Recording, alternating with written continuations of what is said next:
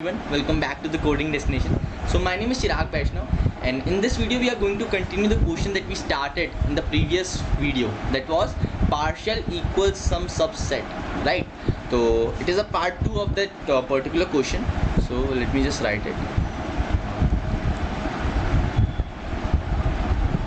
Partial equal sum subset part 2. Okay, so it is a question that we are ongoing in our DP series.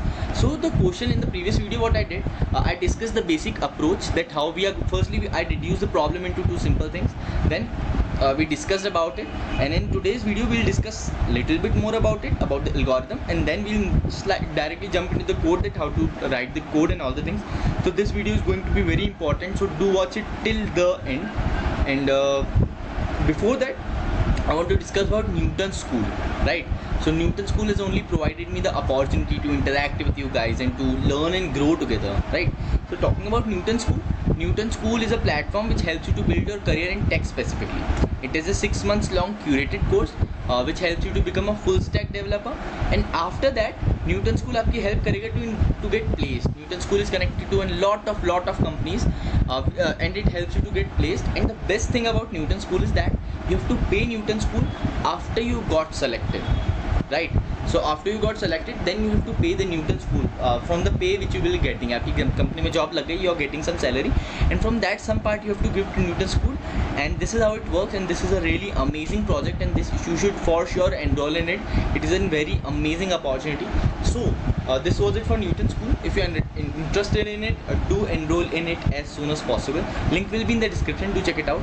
Now talking about partial equal sum subset. So let's get started. Before moving to the code part, let's take a quick recap of what we did. So firstly we started with partial equal sum subset. We understood कि कैसे होता है. तो यहाँ पे जैसे 1, 5, 11 and 5 we have taken the index. इसमें हम देख रहे थे कि क्या हम दो सबसेट बना पा रहे हैं जिनका सम इक्वल है. अगर एक भी सबसेट मिल गया, इसका सम बाय 2 है, तो दूसरे का सम बाय 2 होगा ही obviously. And with this we check क्या 1, 2, 3, 4 में बन सकता है. नो, नहीं बन सकता था. Then we move to this कि क्या 1, 5, 11, 5 है, तो ये है. तो हमारा फाइनल गोल क्या है? तो हमारा फाइनल गोल क्या था कि हमें एक ऐसा पार्टीशन चाहिए था जो इक्वल सम हो और सबसेट हो of the given array, right? तो उस गिवन एरे के लिए हमने हमारे जो फाइनल गोल थे वो ये थे कि make 2 subset of the given array and both the subset should have equal sum. If both the subset should have equal sum, तो अगर टोटल सम सब है तो both सबसेट का सम बाय 2 होगा. फिर हमने ये डिड्यूस किया कि अगर जो दो सबसेट है, अगर एक सबसेट हमने एक ही सबसेट फाइंड कर लिया जिसका सम बाय 2 है, तो क्या दूसरी का सबसेट सम बाय 2 दूसरे सबसेट का सम बाय 2 होगा ही होगा? Yes, obviously, of course it will be. Okay, so now we finally reduced the problem to a single statement. You have to find a subset with a given sum s by 2, right? तो ये पूरी problem हमने subset with a given sum में convert कर ली है, right? This is how we reduce the problem. Now partition equal sum sub array, इसके 2 step थे. तो 2 स्टेप में हमने क्या किया था? एक step, first step is that कि अगर मेरे टोटल सम मेरी 11 है, राइट? तो 11 को I can not divide equally in 2 parts considering all the elements are integer, right? It is given in the question all the elements are integer, I and t.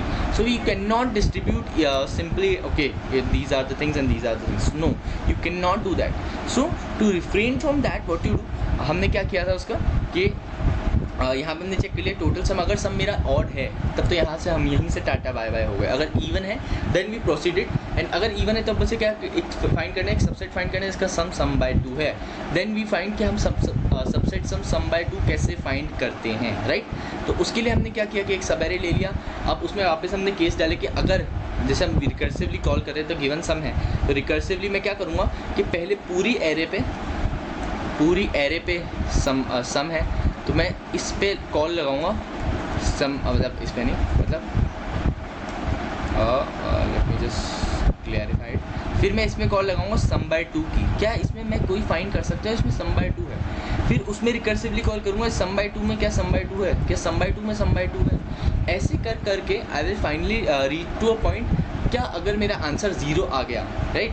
तो it is more like a knapsack problem कि मैं उठाता गया and में अगर मेरा ये empty हो गया कंटेनर, मतलब मैंने सारी गोलियाँ उठा ली है, ठीक है, सारी गोलियाँ उठा लिए, एम्प्टी हो गया कंटेनर, तो okay I got the answer. हाँ एक पॉसिबल है जिसका सम बाय 2 है, क्योंकि हमने शुरुआत में तो सम बाय 2 से इनिशियलाइज करके शुरू किया था, है ना।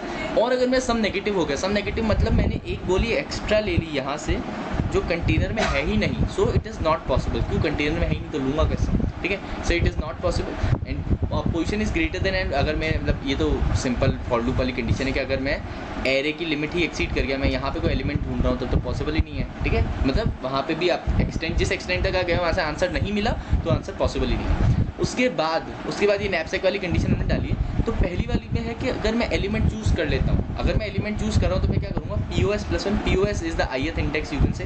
तो POS+1 sum minus number of POS, मतलब मैंने वो जो POS पे एलिमेंट था वो ले लिया और मैं अगले एलिमेंट के लिए कॉल कर रहा हूँ, ठीक है। तो I have taken the element, मैंने उस एलिमेंट को सम में ऐड कर लिया, ऐसा मान लो, ठीक है। और दूसरा है सबसेट, POS+1 है, मतलब मैंने अगले एलिमेंट भी चलाऊंगा पर मेरा सम उतना ही है जो पहले था, मतलब मैंने प्रीवियस एलिमेंट लिया ही नहीं है, ठीक है। तो एलिमेंट नहीं लिया तो ये है। तो this was how we was recursively calling. So now let's jump to the code part, that how we will code this, okay. So don't worry, code में भी हम अपने अच्छे से डिस्कस करेंगे that how we have to do all the stuff. So here we are. तो let me just इसको बड़ा कर लेता हूँ, ठीक है। तो first let's move with the,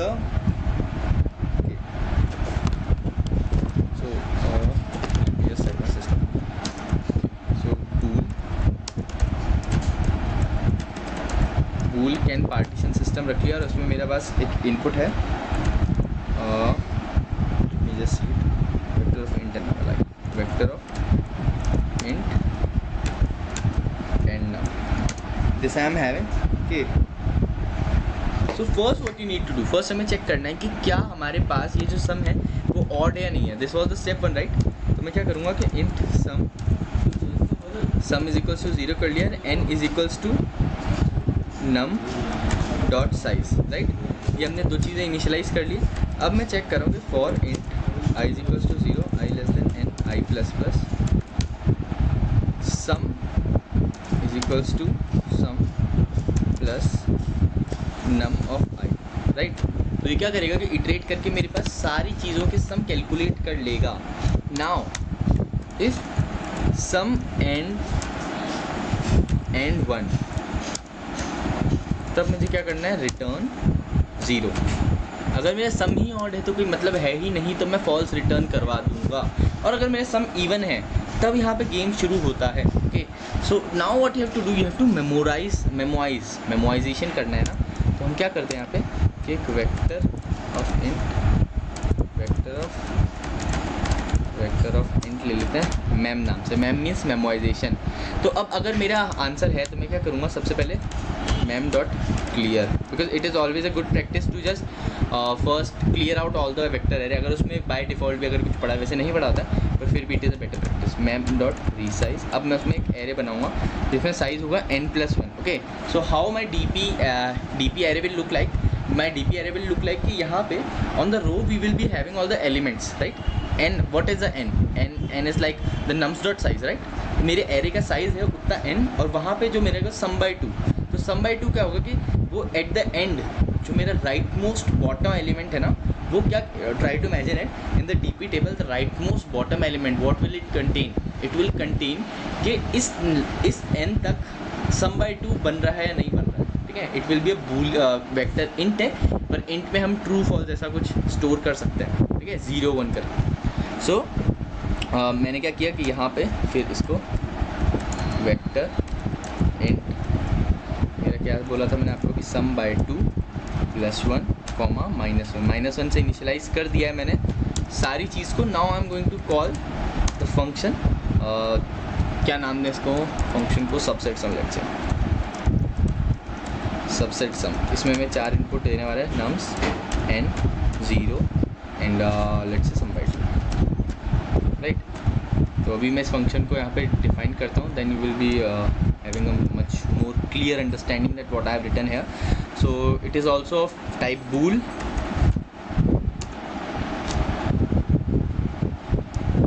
subset let's say we make this memorisation table also bool, ठीक है, ताकि यूनिफॉर्मिटी मेंटेन होगी। तो subset sum I am having, तो इसमें जो पहली है वो है vector of int num I am having, second thing is int n, the third thing that I am having is int position it is, क्योंकि मैंने 0 से इनिशियलाइज करता है कि मैंने आपको बताया था कि 0 1 2 3 ऐसे चलेंगे, and fourth is int sum जो मेरा टारगेट सम रहने वाला है। तो आप किसके बेस केसेस मैंने डिस्कस किया था कि अगर मेरा सम ही 0 है तब मैं रिटर्न ट्रू कराऊंगा, right. If my sum is negative, अगर मेरा सम नेगेटिव है और मेरा position is greater than equal to n, ये दोनों कंडीशन में ही I am out of bounds, right.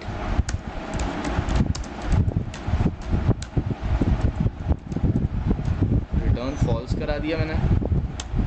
अब यहाँ पे मेमोराइजेशन करूँगा मैं कि if mem of pos comma sum अगर is not equal to 0, right, अगर 0 नहीं है तब return mem pos comma sum, right. What I have written है, हाँ। तो अब यहाँ पे मैंने क्या कर दिया कि अगर मेमोराइजेशन कर दिया, अगर पहले से फॉल्स नहीं है, right, it's not, let me just take it to -1 only, int करके -1 कर देता हूँ, it will be more clear, okay, it will act like flag, you can understand, okay. It's not equal to -1, तब तो मैं ये कर दूँगा, एंड वरना हम यही करेंगे कि रिटर्न दिस 0 1 स्टोर कर लेंगे, तो it will be more acting like that only, right. तो अगर मेरे पास ये नहीं तो मैंने मेमोराइज कर लिया, तो अगर मेरे पास रिजल्ट पहले से भी स्टोर नहीं तो मुझे नया रिजल्ट बताना ही पड़ेगा, तो return ma'am of pause some is equals to subset सम। अब मुझे सम इज इक्वल्स टू सबसेट सम। अब इसमें मुझे क्या करना है कि नम्स एन ये तो आएगा, राइट, नम्स एन ये तो आएगा। अब मुझे पॉज +1 करके एक में अगर मैं सपोज करूँ ये वाला एलिमेंट ही उठा रहा हूँ, तो मुझे सब में से माइनस करना पड़ेगा नम्स ऑफ पॉज। ऐसा क्यों किया मैंने?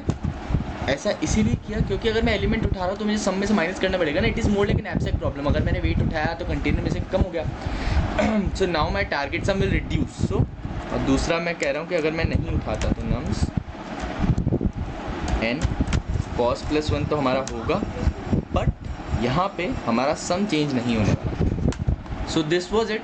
सो हमें इस प्रॉब्लम को डिड्यूस करने में 2 स्टेप लगे। एक तो सबसेट सम का हमें प्रॉब्लम कोड याद होना चाहिए, सो ये सबसेट सम का कोड है। और दूसरा जो था वो हमें यह था कि ऑड इवन हमें केस सिग्निफाई होनी चाहिए। सो this was the code. So you can take the screenshot, you can just write down the code, it will be very beneficial for you. So let's just quickly recap what we studied and how we wrote down the code. Okay, so first we started with this partial equal sum subset. We understood the quotient, then we thought what our final goal was we divided the topic particularly that we wanted, right, into the thing that we can use. So partition equals some subset, so we wrote it in like that. Then we finally what we did, we deduced the problem with the help of 2 algorithms. The algorithm what we used, we deduced it in 2 steps. The first step was if the total sum is even, then only we can proceed with the answer, right? If the total sum is odd, we cannot do anything with it. So what we have to do, we have to just return false from there only. And if the total sum is even, then what you have to do, you have to find the final subset that is having sum equal to sum by 2. And if it exists, then you have to return true, else false. And that's what we did in our code. So that's what our code is. So this was it for today, guys. I hope you find the video helpful. So if you like this video, do give a thumbs up, subscribe to this channel, and thanks for watching. Also, you can enroll with an amazing opportunity that Newton School is providing you. So do like this video, subscribe to this channel, and thanks for watching.